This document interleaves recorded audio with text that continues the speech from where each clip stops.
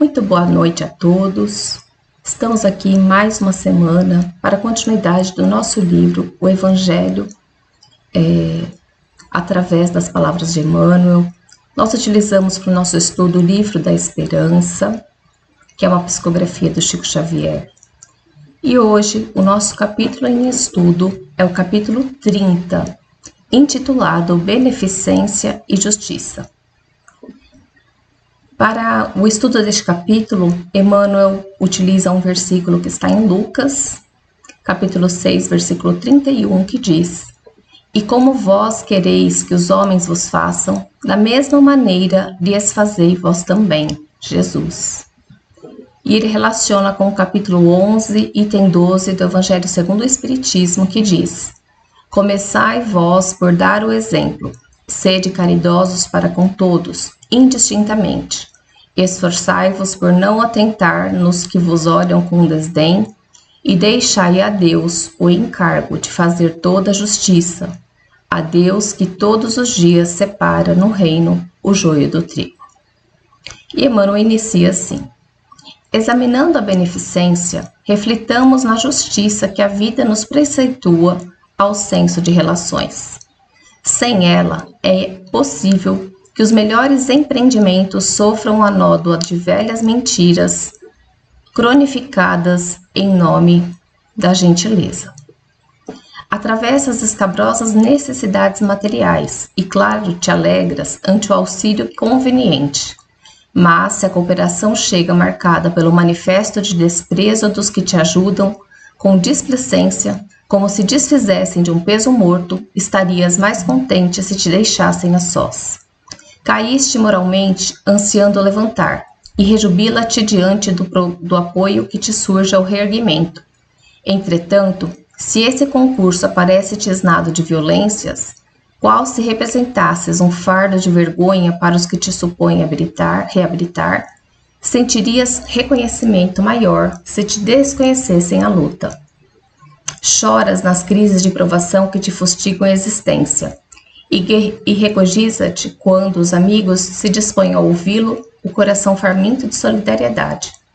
Mas, se pretendem consolar-te repetindo apontamentos forçados, como se fosses para eles um problema que são constrangidos a suportar, por questões de etiqueta, mostrarias mais ampla gratidão se te entregassem ao silêncio da própria dor. A justiça faz-nos sentir que o supérfluo da nossa casa é o necessário que falta na do vizinho, que o irmão ignorante, tombado em erro, é alguém que nos pede os braços, e que a aflição alheia amanhã poderá ser a nossa. Beneficência, por isso, assume caráter de dever puro e simples. Vou fazer uma pausa aqui. Então aqui, Emmanuel está usando o capítulo 11 do Evangelho segundo o Espiritismo. Este capítulo é o capítulo que nos fala sobre amar o próximo, né?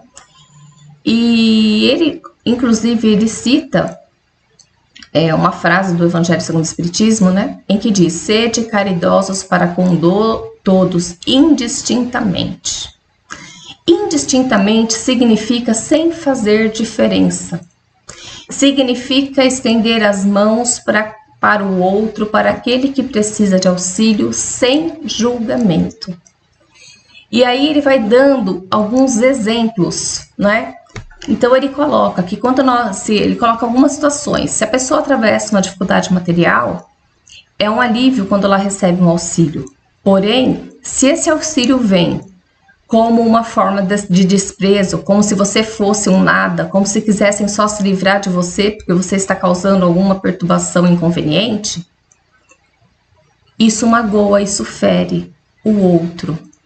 Então ele diz que seria melhor se então te deixassem a sós, né? Aí ele fala sobre a queda moral. A questão de queda moral é algo assim que nós precisamos nos vigiar muito, porque nós todos ainda somos espíritos imperfeitos.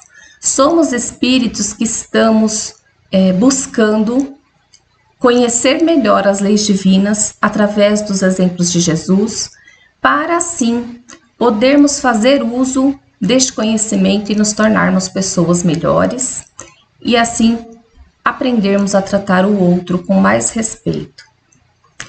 E quando ele fala sobre a queda moral, nós somos muito rápidos no julgamento. O fulano caiu por algum motivo, ou seja, vamos supor, o fulano está bebendo excessivamente e com isso ele adquiriu um problema familiar, ou com isso ele adquiriu uma doença. Então, rapidamente nós julgamos, olha, o fulano está fazendo, mas também fez por merecer tal coisa. E se nós pensarmos em Deus, e se nós pensarmos em Jesus, jamais eles fizeram menção a isso.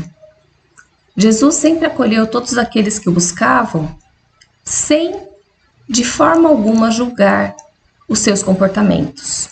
E vamos nos lembrar que Jesus já é perfeito, já é um espírito que está na escala dos espíritos puros, já é um espírito que não tem mais como recair moralmente. Portanto, ele sim, se quisesse, poderia nos julgar, porque ele já não erra mais. Mas na condição que ele tem, e de toda a sabedoria que ele já adquiriu no seu espírito, não é isso que ele faz. Ele nos ampara, ele nos acolhe e ele nos dá oportunidades. Lembremos como ele acolhe a mulher adúltera. Quando está ali a mulher para ser apedrejada pela multidão, Jesus se cala quando lhe perguntam o que deveria ser feito com aquela mulher. Porque pelas leis mosaicas, a mulher deveria ser apedrejada. E se Jesus dissesse algo contrário à lei de Moisés, ele estaria incorrendo em uma falta grave que poderia vir a levar a sua condenação por falta de seguir e de ir contra os ensinamentos de Moisés. Então Jesus se cala. Ele se cala e os evangelistas narram que ele fica desenhando no chão, escrevendo no chão. E então ele só diz: aquele que tiver sem pecado, atire a primeira pedra. E essa palavra e essas palavras devem ecoar no nosso espírito todas as vezes que nós queiramos julgar e condenar alguém por qualquer que seja o motivo. Porque hoje pode ser que nós estejamos errando no mesmo ponto que determinada pessoa. Mas quem pode garantir que nós já não erramos até de forma pior? Então, esse não julgar, esse estender a mão sem causar nenhum tipo de constrangimento ao outro, é o que nós devemos fazer, é o que nos ensina o Evangelho. Depois ele fala sobre as pessoas que choram diante das crises de provação, diante das situações dificílimas que elas enfrentam. Mas, às vezes, a gente até estende a solidariedade até elas, só que nós nos esquecemos de acolhê-las diante da sua dor. Quando nós falamos acolher a dor do outro, nós falamos em ter empatia pelo sentimento que o outro traz diante da situação que ele vive. Evitar dizer para o outro que aquilo que ele vive não é dolorido, evitar dizer para o outro que a dor dele é menor do que a sua. Nós não precisamos comparar dores e luta de ninguém. Nós só precisamos muitas vezes ouvir o outro. É só dizer para o outro: olha, eu entendo o que você está me dizendo. Eu imagino como você esteja se sentindo. E de acordo com aquilo que nós ouvimos, talvez a gente não tenha palavras para dizer algo para o outro. Mas a gente pode dar um abraço. Mas a gente pode dar uma palavra. E a gente pode estar presente para aqueles que nos são importantes. Existe um fato que ilustra muito bem isso, que ocorreu comigo há muitos anos atrás, quando a minha avó desencarnou, e a minha chefe na época, depois que eu voltei dos dias lá, que eu fiquei afastada, ela veio e ela falou assim: olha, não tem nada que eu possa lhe dizer nesse momento que vá consolar o seu coração. Mas ela me deu um beijo. E aquele beijo foi tão carregado de sentimentos que foi como um bálsamo no meu coração. E essa experiência que eu vivi marcou profundamente a minha existência.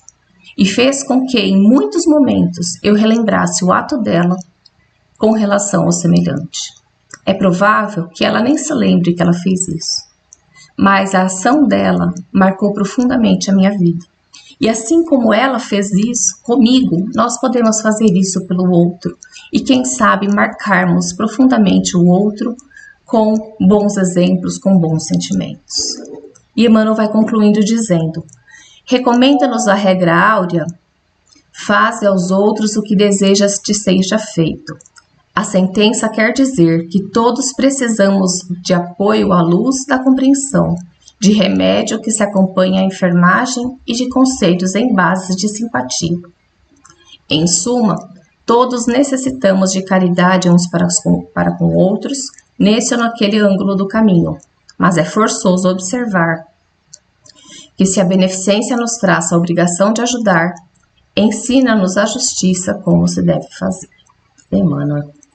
Então, que a gente possa refletir mais a respeito de como nós temos lidado com o outro e pensar sobre a regra áurea que Emmanuel nos lembra: fazer ao outro o que nós gostaríamos que fizessem conosco, desejar ao outro aquilo que nós gostaríamos que o outro nos desejasse. Uma boa semana a todos e até a próxima lição.